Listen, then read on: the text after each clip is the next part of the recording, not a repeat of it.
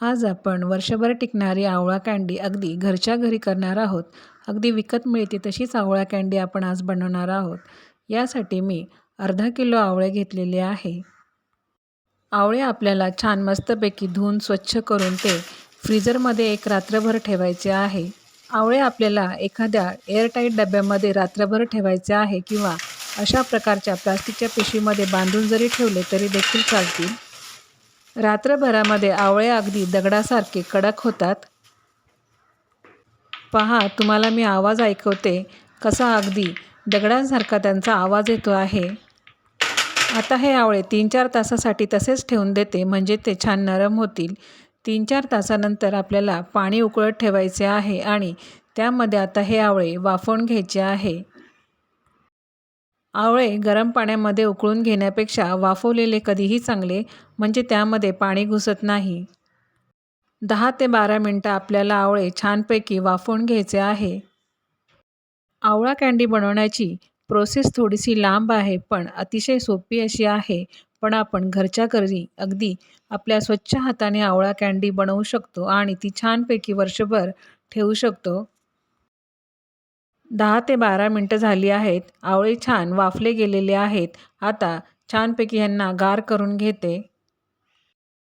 आवळे गार झाले आहेत. आता चाकूच्या साहाय्याने किंवा हाताच्या साहाय्याने देखील आपल्याला आवळ्याचे साल काढून घ्यायचे आहे. ते असे भरभर निघते.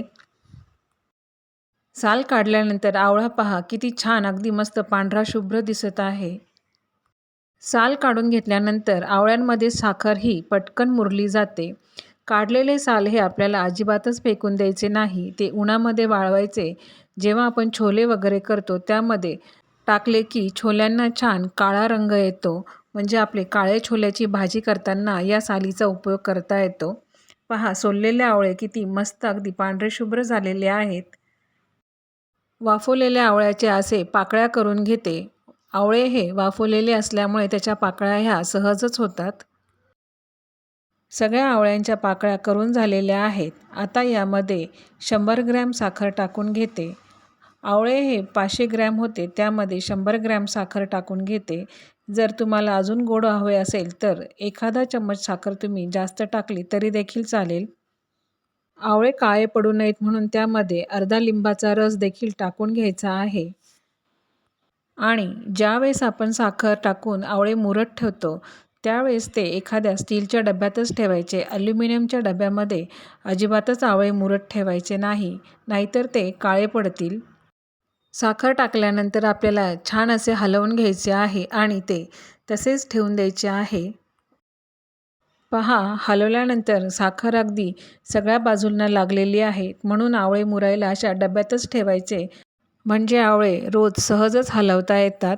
ही आवळ्यांची सालं आता ही उन्हामध्ये अशीच वाळवून ठेवायची आहे. आवळे मुरत ठेवल्यापासूनचा हा दुसरा दिवस.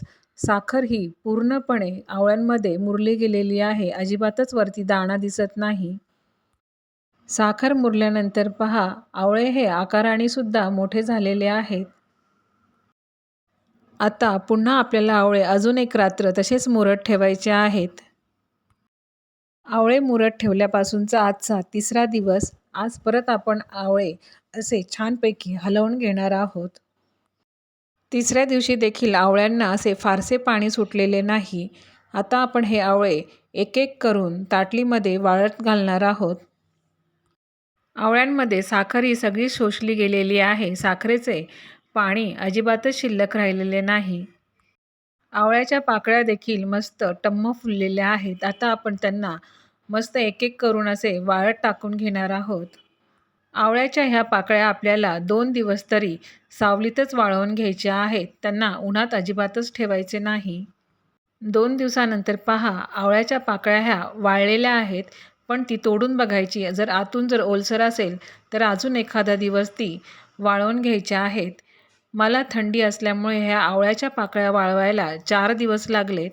त्यानंतर चौथ्या दिवशी ह्या उन्हात वाळत टाकल्या. पण उन्हात वाळत टाकताना त्यावरून एखादा कॉटनचा कपडा ठेवायचा, म्हणजे त्यावर धूळ देखील बसणार नाही आणि एकदम कडक ऊन देखील त्याला लागणार नाही. पाकळ्या ह्या आतून देखील छानपैकी वाळलेल्या आहेत अशी खात्री झाली की त्यावरून अशी पिठी साखर टाकून घ्यायची. पाकळ्या ह्या जर आतून ओलसर असतील तर 15-20 मिनिटातच पिठी साखर ही शोषली जाते. म्हणून पाकळ्या ह्या आतून पण सुकलेल्या आहेत की नाही हे पाहण्यासाठी अगदी सुरुवातीला 1-2 पाकळ्यांनाच पिठी साखर ही लावून पाहायची. म्हणजे मग आपल्याला समजते की पाकळ्या ह्या आतून ओल्या आहेत की सुकलेल्या आहेत. पिठी साखर लावल्यानंतर देखील अर्धा तास आपल्याला ह्या अशाच हवेमध्ये राहू द्यायच्या आहेत. नंतरच त्या आपल्याला एअरटाईट डब्यामध्ये भरून घ्यायच्या आहेत. पहा, मस्त आपली अशी आवळा कँडी ही तयार झालेली आहे. अगदी पांढरी शुभ्र मस्त अशी आपली ही आवळा कँडी तयार झालेली आहे. अगदी वर्षभर ही आवळा कँडी छान टिकते. इतकी छान ही आवळा कँडी झालेली आहे की ती 15 दिवसातच फस्त होईल. अशी ही आवळा कँडी स्टेप बाय स्टेप तुम्ही नक्की करून पहा. अगदी अशीच पांढरी स्वच्छ आवळा कँडी तयार होईल. वातावरण जर फारच थंड असेल तर एखादा दिवस आवळा वाळायला जास्तचा लागू शकतो. तुम्ही जास्त आवळे आणून अशा पद्धतीने आवळा कँडी करून पहा. तुमची रेसिपी ही अजिबातच फसणार नाही. आवळा कँडी करताना काही प्रश्न असतील तर नक्कीच कमेंट करून सांगा आणि अशी ही रेसिपी तुम्ही करून पहा. स्वतःच्या हाताने केलेली आवळा कँडी पाहून तुम्हाला फारच आनंद होईल. नक्कीच करून पहा आणि रेसिपी आवडल्यास रेसिपीला लाईक करा, शेअर करा आणि सबस्क्राईब करा. धन्यवाद.